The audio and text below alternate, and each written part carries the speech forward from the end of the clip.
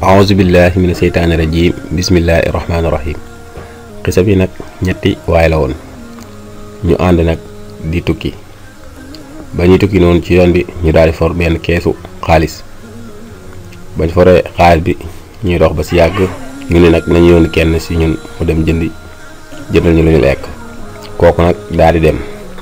bi mu demee ñoom ñaar ñi nga xam ne ñoo fa desoon ñu daal di déggoo waxtaan ba déggoo ne sawaay kat bu ñëwee dañ koy rey, bu ko defee ñun ñaar ñu séddoo xaalis bi. ci noonu moom it ba mu demee mu ne man sagam jënd maa leen jëndal lekk gi naa si def poson, bu ko defee ñoom it buñ ko lekkee daal di dee man kese ma wéeru xaalis. ci noonu nag waa ji daal ciy def poson mu daal di dem ca ñaari gaa yooyu noonu. naka la yegg si rek ñu daal di koy sëkkatoo ray ko. bi ñu ko rayee ñoom ñaar ñu jël lekk gi daal di lekk.